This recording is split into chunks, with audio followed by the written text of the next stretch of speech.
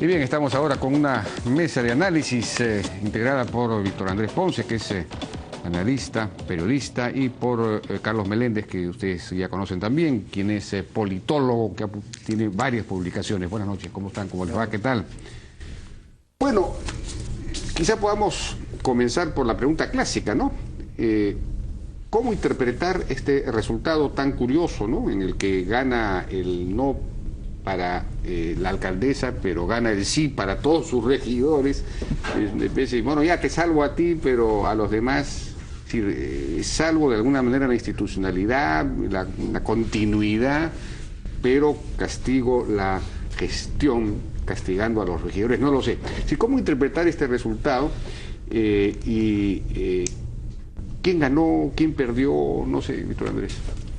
Bueno, en primer lugar yo quiero decir que esto ha sido una fiesta democrática contra las posiciones apocalípticas que señalaban que la democracia estaba en juego, muchas cosas estaban en riesgo. Finalmente ha sido una fiesta democrática, estamos viendo en el resultado, ¿no? Pero que porque el resultado ha sido así. Bueno, así son las democracias, pues. Así son las democracias. Ahora bien, ¿quién ganó, quién perdió? Yo creo que funcionó el argumento de que había un problema de gobernabilidad si se revocaba la alcaldesa. Eso funcionó en términos de las estrategias políticas, en primer lugar. Por eso el electorado le perdona por un milímetro, casi por una nariz, la revocación a la alcaldesa. Pero por otro lado el electorado sanciona a su bancada, a su equipo. Lo sanciona de tal manera, con tal inclemencia, que si eso se consolida en el conteo de la OMPE, Fuerza Social no tiene inscripción electoral, es decir, ha sido eliminada como fuerza política del escenario. No, pero ¿cómo es eso? Si ya, de hecho, ya no tiene inscripción electoral, ¿no? Desde las elecciones pasadas. Ya la perdió. Ya la perdió. Bueno, yo lo que escuché en los análisis que han habido es que si tuviera una inscripción electoral, esta revocatoria lo saca, ¿no? Lo saca de la legalidad, de la inscripción, ¿no? Lo he escuchado a Fernando Tuesta. Lo escuché a Fernando Tuesta ayer, hoy en la mañana. Digamos, podría inscribirse como movimiento regional para la nueva elección, supongo, ¿no? Como movimiento local. Tiene un problema de inscripción objetivamente con la revocatoria. Eso es lo que yo he escuchado a Fernando Tuesta, uno de los expertos más conocidos. Entonces, bueno, habrá que precisar, pero al margen, pero al margen de eso, objetivamente el electorado ha dado un resultado extraño, por decirlo de alguna manera. Se ha puesto en una posición de centro, una posición intermedia frente a una polarización extrema, ha votado de manera cruzada, ha sorprendido a todo el mundo, pero el otro asunto que queda claro es que la estrategia del no ha funcionado. La decisión política de Lourdes Flores fue decisiva, creo determinante, para este resultado electoral, y la abstención de Luis Castañeda Locio le significó un tremendo y gravísimo error político. Si Castañeda Locio hubiera representado las fuerzas del sí en la última semana, probablemente estaríamos hablando de otro resultado. Ella tenía vergüenza, pero no. ¿Por qué? ¿Por qué? ¿Vergüenza de ganar? Yo te puedo asegurar que si Luis Castañeda Locio decidía salir la última semana, no había este envión. Recuerda que una semana antes habían... Bueno, ese es el otro tema, ¿no? El tema es cómo así se produjo esta remontada, que es una expresión que ahora está de moda desde que el Barcelona le remontó al Milan. ¿No? Esta es una remontada, en buena cuenta. Esa es una pregunta. Bueno, quizás podemos comenzar por ahí. Entonces, ¿cuál es la explicación de la remontada, es decir, de este vuelco? Yo creo que hay que tomar en cuenta que gana esta elección lo que más se parece a un partido político. O sea, hemos discutido que tenemos una democracia sin partidos, una idea que yo vengo cuestionando de hace un tiempo, porque yo creo que hay o protopartidos o partidos que subsisten en este escenario. Un partido que todos daban por muerto, como el PPC, termina siendo importante. ¿Por qué? Porque precisamente es la etiqueta partidaria la que termina dando un mensaje de votar en cohesión, de votar de manera cohesionada, de a pesar de que no hay un emblema del PPC en la cédula, los votantes y simpatizantes de esta fuerza política terminan votando en partido, terminan votando en bloque y terminan votando como más o menos manda la dirigencia de este partido. Y eso se contrasta precisamente si uno ve a su aliado en estas elecciones, que es Fuerza Social. Fuerza Social se comportó precisamente como algo muy distinto a un partido político. Fuerza Social, yo he visto mucho caudillismo, he visto mucho protagonismo de 2, 3 personas y no el trabajo en equipo que uno pudo ver en el PPC en esta campaña. Yo no quiero ser peyorativo con estos términos, pero no encuentro algo mejor para describir a Fuerza Social como un grupo de amigos reunidos por intereses políticos, pero que no logran ser una organización política. Y eso se ve cuando tú dependes exclusivamente del marketing político. La campaña del no pecó precisamente por eso, porque dependió demasiado en estrategias de marketing, en estrategias publicitarias, y dejó de lado la parte más política. Si ellos son políticos, si es una campaña política, debieron buscar un mensaje cohesionado y partidario con trabajo, con bases, que sí tuvo el PPC. De ahí el contraste de ambos resultados. Pero la estrategia, digamos, la parte de marketera, de marketing político, de la publicidad y todo eso, que es un poco responsabilidad de Fabre, me imagino, ¿no? Es importante, pero no es lo único. ¿No jugó un papel importante? No, yo digo que no jugó, yo digo que dependió excesivamente de eso. Ya. ¿Por qué? Porque se buscó dar un mensaje con lo cual puedes salvar una campaña, con la cual puedes tú salvar a la alcaldesa como lo hizo, pero una vez en los resultados no logras salvar a tu partido político. Estuvo el no, estuvo en los voceros, tuvo mucha más visibilidad actores sociales, actores de la televisión, tuvieron mucha más visibilidad que una idea programática que sí hubo en el PPC. O sea, el PPC puso el no del PPC, las razones del PPC. Fíjate bien el mensaje, no estamos votando por etiqueta, estamos votando por partido, estamos votando por una posición. En cambio, en Fuerza Social estuvo desdibujado como etiqueta política.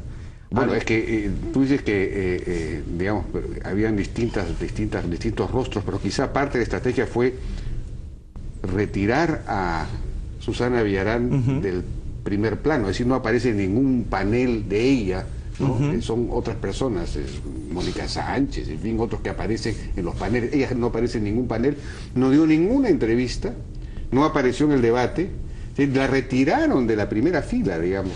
Iba a la calle, sí, salía en los noticieros. Bueno, ahí tienes las consecuencias. El consejo que tienen es producto de esa estrategia. Te permite salvar a la alcaldesa, pero crea una situación en la que están a la retaguardia dentro de la nueva coalición que tienen que formar políticamente. Pero entonces podríamos decir que el PPC y Lourdes Flores son un poco los triunfadores de esta campaña. Yo creo que son los que mejor jugaron las fichas en esta campaña. Yo creo que ha sido un mérito de lo más político que hubo. En cambio, la estrategia por el sí, por ejemplo, ¿quiénes hicieron la peor campaña electoral el año 2011? Solidaridad Nacional comenzó el año 2011, recordemos, con 30% en las encuestas y todo fue declive desde ese momento. Los que hicieron la peor campaña en ese entonces han hecho la peor campaña ahora. El no saber capitalizar este sentimiento popular. El sentimiento popular no se regala, hay que cultivarlo, hay que organizarlo. Tienes que tener tanto marketing como política. Los que jugaron mejor con esos dos instrumentos son los que salen mejor parados en este escenario. Pero, y por ejemplo, la izquierda finalmente, porque hemos visto cómo queda la izquierda en todo esto, porque se decía, si gana el no, se fortalece Susana Villarán y eventualmente se puede fortalecer una opción de izquierda. La propia izquierda unida, resucitada, ¿no? Porque podría relanzarse una nueva izquierda unida, pero con las mismas ideas de antes, porque muy antiminera, anticapitalista, es decir, como si no hubiese cambiado nada, ¿no? ¿Eso ocurrió o no ocurrió? Porque hemos visto unos tweets de Marco Arana que ha sacado, no sé si los tenemos por ahí.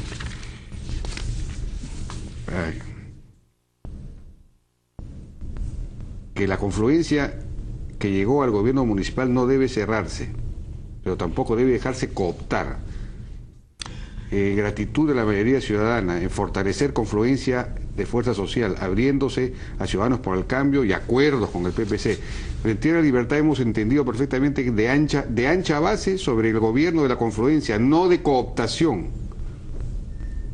Es decir, ancha base no con el PPC en buena cuenta, sino con la confluencia. No sé qué está diciendo.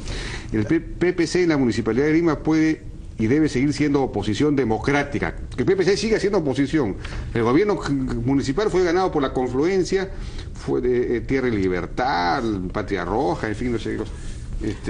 Bueno, yo creo que le está diciendo, oiga, por favor, aquí, digamos, están preocupados porque finalmente ha sido el PPC el que ha ganado el tema. Bueno, o sea, yo creo que nadie ha ganado aquí, pero todo el mundo puede atribuirse el triunfo. En el caso de Lourdes Flores, creo que ella tuvo un rush en la parte final, tuvo la decisión política de asumir la representación de un enorme sector que estaba definiendo su voto, que no estaba seguro con el sí, y logró quebrar esa tendencia. Por su lado, Luis Castañeda Locio tuvo la indecisión, la vacilación de asumir ese tema. Pero Jaime, lo que habría que preguntarse es ¿por qué llegamos a esto?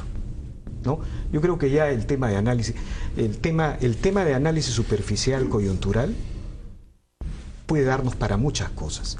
Pero el gran problema de este análisis es ¿por qué llegamos a esto? ¿Por qué hemos llegado a esta situación de revocatoria, a esta situación de polarización por momentos que parecía absurda? Hay dos teorías, hay dos interpretaciones. Han habido dos interpretaciones durante la campaña.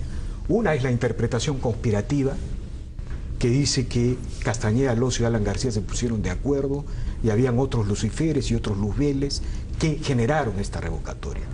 Pero la otra explicación es que son los propios errores de una administración municipal que en el primer año gestó una polarización de tal envergadura, de tal magnitud, ¿no?, queriendo borrar del mapa la gestión anterior de Luis Castañeda Locio, creando una confrontación muy pocas veces vista en una gestión municipal, que creó una polarización de tal envergadura que cuando Susana Villarán quiso hacer el viraje hacia una gestión de gobierno, esto no pudo ya controlarla. Entonces ahí hay una enseñanza fundamental. Julio Kotler, a quien yo considero el patriarca de los intelectuales de la izquierda peruana, dijo: la política se ha emputecido con esta revocatoria. Yo estoy de acuerdo con él, pero la política está emputecida en el Perú, utilizando el término que él ha acuñado, desde el post-fujimorismo. ¿Por qué? Porque desde el post-fujimorismo, el antiaprismo, el antifujimorismo, que tienen su fuente, su origen, su combustible en una visión de la izquierda del Perú, no nos ha permitido construir un sistema de gobernabilidad, de pactos, de acuerdos, de respetos mutuos, como lo hicieron los españoles, como lo hicieron los chilenos. Entonces, la señora Villarán ha pagado, de alguna manera, lo que la izquierda ha sembrado como parte del sistema político. Mira, estábamos un día antes de las elecciones y había sectores de la izquierda que ya planteaban la judicialización de Castañeda Locio. Alan García, el otro líder de la oposición, está a punto de, digamos, se le quiere judicializar su situación política, ¿no? Entonces, hay gente que no se da cuenta qué estamos construyendo como sistema político. Mira, a mí me gusta mucho Pablo Secada, me parece un buen valor de la política, pero cuando lo escucho decir que acá están los buenos, los decentes, como decía la izquierda mediática, y acá están los malos, me revela una enorme ingenuidad con respecto al escenario, porque no se da cuenta lo que está jugándose en el país hacia el 2016. Y ese es el otro tema que hay que discutir, porque terminada esta revocatoria, Jaime, ha terminado la luna de miel del señor Ollanta-Humala, de alguna manera, ¿no? Porque hay que discutir qué escenario se abre en este país en general. Porque de Ollanta-Humala, ¿tú crees que yo sí creo que sí, porque yo creo que en Ollanta-Humala, de alguna manera, hay cosas que deben aclararse y que, si no existe una oposición sólida, moderna en el Perú, puede llevarnos a la tentación autoritaria, esa eterna tentación que siempre existe en el Perú. Bueno, tenemos que ir a una pausa y regresamos.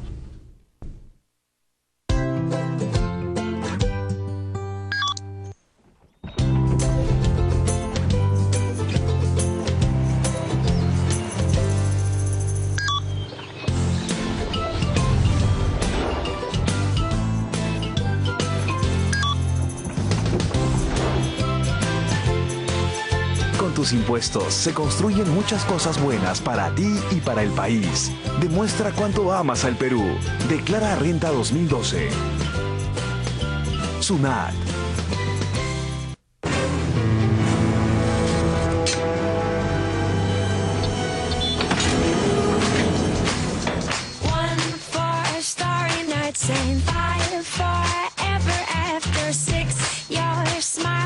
just the best. Love is endless.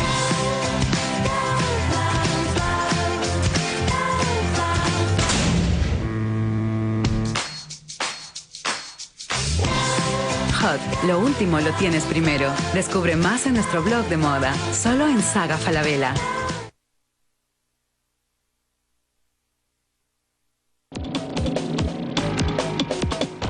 Conversando con Víctor Andrés Ponce y Carlos Meléndez. ¿Cómo queda el tema de la izquierda en este asunto? Hemos visto la reacción de Marco Arana, ¿no? Oiga, nosotros somos los que hemos ganado, la confluencia, la izquierda, ¿no? El PPC debe quedar al margen. Por otro lado, la pregunta es, claro, Fuerza Social perdió su inscripción en la elección pasada, en la elección nacional, en la que no alcanzó el número de congresistas, no alcanzó ningún congresista, entonces perdió su inscripción. Ahora, si quisiera ir a la municipal, tendría que ir en alianza o con Tierra Libertad. Exacto. O con el PPC. Eso sería muy difícil de imaginar, pero digamos, en teoría le quedan esas dos opciones, salvo que se inscriba como un movimiento local, ¿no? Algunas firmas y... Hay un sueño de una coalición pañagüista, ¿no? Muchos ven como una posibilidad de una coalición de liberales de izquierda y liberales de derecha, haciendo una concertación a la chilena, por ejemplo. Pero yo creo que uno de los mensajes que ha dado el electorado en esta elección también es que castiga la incoherencia ideológica. Es decir, tú no puedes tener una política, no puedes ser radical en Cajamarca y ser pro inversión en Lima. O sea, yo creo que esa incoherencia ideológica ha terminado también siendo decisiva para un sector del electorado. Yo por eso suelo ser más optimista cuando miro el sistema político, porque yo veo dos elementos. Yo veo partidos que están renaciendo, partidos que están siendo revitalizados en la dinámica electoral, ya sean en revocatorias, ya sean en elecciones generales y subnacionales. Y por otro lado, yo veo cada vez más importante la ideología en el buen sentido del término, es decir, que la gente tiende a votar seguidos por señales programáticas, por claves ideológicas. La gente identifica que alguien que me dice que sale a marchar, está en contra de la inversión minera en Cajamarca, y esa misma organización política están diciendo que hay una inversión que ha sido el municipio como nunca ha tenido grandes millones de dólares que se invierten en la capital. Ahí hay una incoherencia insalvable para el electorado. Yo creo que hay un sector del electorado, no digo que todos, que finalmente son los indecisos que terminan tomando una posición en la última semana, que ha castigado esa incoherencia ideológica que vemos en un sector de Fuerza Social. Y efectivamente, yo creo que un sector de Fuerza Social va a querer evitar una alianza con el PPC. Hoy día en la radio escuché a la regidora Marisa Glave costando reconocer los méritos de sus aliados. Comenzó reconociendo como aliado agradeció a Somos Perú, agradeció a Perú Posible, agradeció a Acción Popular, en ese orden, ¿no? Y casi se olvida de agradecer al PPC. Es la consigna de Marco Arana, que es su jefe, pues. Exactamente. Yo digo, entre lo que escuché en la radio de Marisa Glave y entre lo que veo en los tweets de Marco Arana, yo creo que efectivamente hay una clara posición de hacer un bloque izquierdista sin... Yo la verdad no me imagino una alianza pañagüista. Yo no me imagino a Marisa Glave o a Segarra trabajando con Alberto Valenzuela en la práctica. O sea, teóricamente suena bien, pero en la práctica yo no... A Segarra yo sí lo imagino. Segarra es un tecnócrata, es un académico. De acuerdo, pero en el día a día, trabajando con operadores políticos del PPC, sí. Yo no me imagino... ¿Te imaginas la lucha en la lista parlamentaria o en la lista del Consejo entre ellos? Porque ahora digamos, que los regidores de Fuerza Social van a tener que salir del escenario. Van a entrar a la segunda fila de los accesitarios, que no sabemos quiénes son. Yo me imagino que la alcaldesa va a tener que recostarse más en los regidores del PPC. Además había ofrecido esta especie de gobierno de, ¿cómo lo llamó? De ancha base, en fin. No sé cómo se va a concretar eso, si eso realmente se va a producir, pero los tiene a la mano. Digamos, claro. Si son gente capaz, entonces probablemente les va a pedir ayuda. Oye, necesitamos sacar esto adelante. Es decir, la gestión mismo, me refiero a la gestión. Claro, de la gestión a la alianza para una siguiente elección es otra cosa distinta. Pero... Tiene dos retos Susana Villarán de acá para terminar su mandato con cifras decentes de aprobación en la alcaldía. Una alianza política, tiene que evaluar cuál va a ser su aliado, el PPC, eso quieres o no, el actor ahora de veto que tiene el Consejo Limeño. Pero lo otro muy importante es su alianza social. Los sectores populares han votado en contra de ella. O sea, esa situación con la que parte esta campaña se mantiene igual. Es decir, las zonas periféricas, no la parte más emergente de los conos, sino la parte menos incluida de los conos, y los sectores populares tradicionales como el Agustino, como la Victoria, como Rímac, terminan rechazando esa actual gestión. Yo estoy más preocupado por el elector del sí que por el elector del no. O sea, obviamente tiene que ser una alianza con el PPC, pero una gestión que se hace llamar de izquierda, o una gestión sea de izquierda o de derecha, ¿cuál es la base social de esa gestión? El mapa electoral es muy claro en ese sentido. Claro, ha ganado el sí en Comas, en el Agustino, en Independencia, en la Victoria, Puente Piedra, en Rímac, Santa Anita, en San Juan del Lurigancho, por 53, pero no ha ganado en Lima Sur, en San Juan de Miraflores, pero mira, Villa El Salvador. En Villa El Salvador ganó también el no. Según este es el conteo, pero a veces es el conteo rápido de apoyo, ¿no? Okay. Al 100% que yo sepa. En Villa María el triunfo, en Villa El Salvador, en San Martín de Porres ha ganado el no. Es decir, Lima Sur, ¿no? Y San Juan de Miraflores también. Lima Sur ha ganado el no. Pero es rara, ¿por qué? Pero imagínate una izquierda, la izquierda de... Ha ganado el no por poco, por poquito. Pero imagínate una izquierda, como una izquierda como la que quiere Marco Arana sin el apoyo popular. ¿Es la izquierda que él quiere, una izquierda de clases medias, de clases altas? Sí, pues. Yo creo que Susana Villarán tiene una segunda gestión, algo así como... ¿recuerdas esos regímenes parlamentarios en que la oposición derriba al gabinete y cambia el Congreso? Algo parecido es. Y en este caso, Lourdes Flores ha cumplido ese papel, ¿no? Eso en primer lugar. Pero en segundo lugar, ¿y cómo se expresa eso más claramente? En la composición del electorado. Susana Villarán, digamos, el no ha conseguido 60-40 en distritos como San Isidro, Miraflores, Magdalena, es 60-40. 70 en algunos casos, casi. Así es. Y en los distritos populares... Es increíble, los distritos, digamos, de Lima, los distritos tradicionales de Lima, las clases media alta, son los que han salvado a Susana Villarán. Esa es una cosa rarísima. Esa es la votación histórica del PPC, o si tú quieres... ¿Entonces es por el PPC o es por el temor a la ruptura, el problema de la institucionalidad? Por las dos cosas. Pero en el caso de Susana Villarán con los sectores populares, obviamente hay una ruptura. O sea, digamos, la anterior gestión, la de Castañeda, digamos, tenía una visión, una alianza de clases, digamos, era multiclasista, por usar un término marxista, ¿no? Entonces, la señora Villarán, por una extraña razón, ha roto esa relación, ¿no? Y si no hubiera sido por Lourdes Flores Nano, o por esta estrategia, digamos, de reversión del no, su apoyo popular hubiera sido muy lamentable, de modo tal que ella tiene que recoger este mensaje. Yo he escuchado, por ejemplo, que el gobierno de ancha base se va a reducir y se va a circunscribir a la gente que ha apoyado el no. Claro. Ella tiene que entender que tiene que cruzar el Rubicón, si es que quiere realmente hacer política.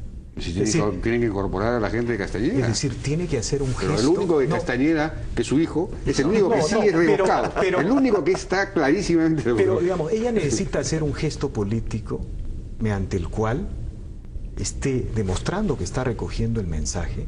Bueno, en Europa... Porque el sí finalmente le ha ayudado a mejorar su gestión, a ponerse las pilas. O sea, debería agradecerle así, oye, muchas gracias porque me han obligado a chambear. Jaime, si estuvieran los viejos políticos en el Perú, ¿no? Estoy hablando ahí de La Torre, de Prialé, de Ramírez del Villar. Yo te podría asegurar que en una situación como esta, tú tendrías a un Ramiro Prialé visitando la casa de Luis Castañeda Loce, ¿no? Pero el problema es que en esta campaña, ¿no?, se ha verbalizado de tal manera una polarización de exclusión, desde decentes a no decentes. Me vas a disculpar, mundo formal, mundo informal, ¿no es cierto? Presentables, impresentables, corruptos y decentes.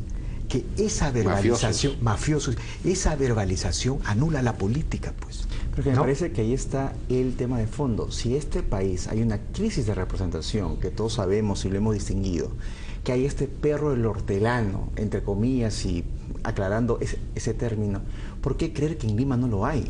¿Por qué creer que en Lima está lejos de ese sector popular que está insatisfecho y que expresa su bronca? Solo que no expresa su bronca a través de conflictos sociales, como vemos en el interior del país, sino que expresa esa bronca a través de mecanismos de democracia directa. Yo creo que ese es el tema de fondo, que el ciudadano insatisfecho, el perro del hortelano limeño, ha encontrado en los mecanismos de democracia directa una forma de expresar su insatisfacción. O sea, Lima, y hay que reconocer, es una ciudad muy difícil para vivir, sobre todo para aquellos que están en las periferias de la ciudad. Entonces, ¿cómo expresas esa bronca? Esto fue el que se vayan todos que hay en todas partes de América Latina, fue lo que sucedió en esta revocatoria. No llegó a cruzar el umbral que hubiese generado esta suerte de desorden que se decía, ¿no? Pero estuvimos a punto, estuvimos a un costado. Eso es por rechazo a la gestión, no al sistema, porque con Castañeda Locio jamás hubieran hecho eso. De acuerdo, pero a lo que voy es precisamente, eso es justamente cuando una gestión, pues una gestión es muy responsable, porque una gestión puede poner en riesgo el sistema político. Y por eso es que se debe fortalecer. Esta gestión tiene que salir con una aprobación alta, si no esta situación se va a repetir. Marco Tulio Gutiérrez es simplemente algo coyuntural, pero la insatisfacción se mantiene ahí. Ahora, otro tema a analizar es cómo quedan las fuerzas políticas hacia adelante, ¿no? Yo creo que hay una alianza en curso entre García y Castañeda.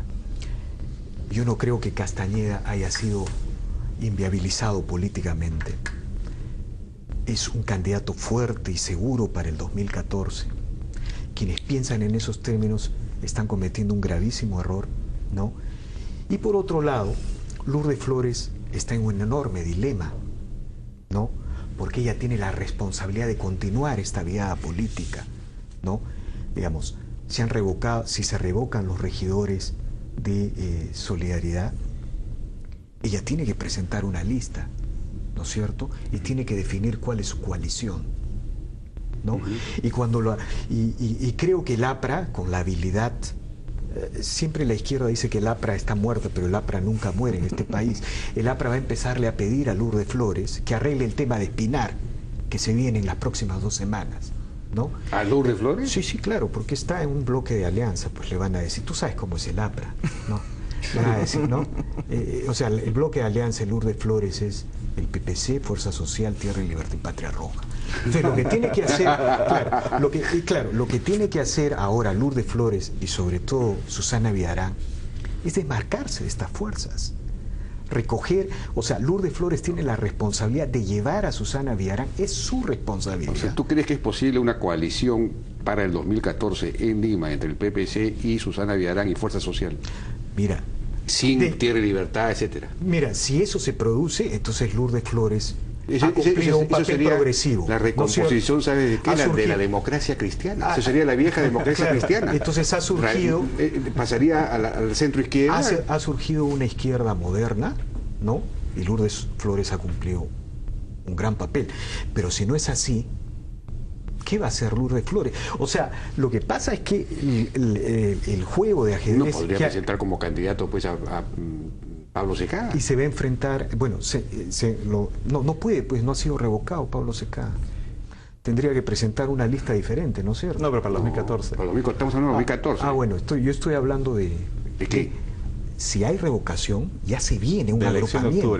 Para lo de octubre. Claro. Para la elección ahorita El problema de Lourdes Flores es definir eso.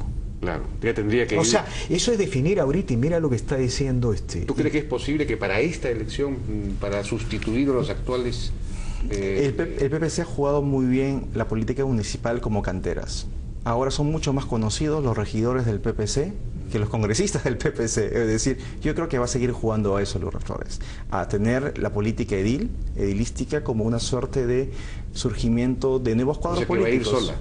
Yo creo que va a apostar a fomentar nuevos cuadros dentro. Y una nota al pie, mientras todo esto pasaba, el fujimorismo lanzaba su partido en Cajamarca. Ojo con eso. La semana pasada Keiko Fujimori estuvo en Cajamarca, donde están los mayores conflictos sociales, lanzando su partido, aprovechando este escenario de la revocatoria. Ojalá que cumpla un papel interesantes en Cajamarca. Bueno, ya nos ha ganado el tiempo, ya no tenemos más tiempo para seguir conversando, pero podríamos seguir. ¿Había algo importante que quedó en el tintero? No, yo digo Humala, ¿no? Humala, o sea, Humala, la candidatura de Nadine, es como una sombra en este escenario. Y García, ¿no es Bueno, cierto? ya estamos hablando del 2016. No, sí. es que eso está presente aquí. O sea, cuando García hace, digamos, un acuerdo con Castañeda, ¿no es cierto? Está pensando en el 2014, está pensando en una coalición Para el 2016. para el 2016. Y cuando, digamos, García está pensando en eso, está convirtiéndose en la principal traba de la candidatura de Nadine Heredia, ¿no es cierto?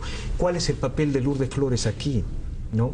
Finalmente, las elecciones del 2016 tienen que definir el otro que va a la segunda vuelta, porque lo más probable es que va el fujimorismo. ¿Será García, será Lourdes Flores o será Nadine Heredia?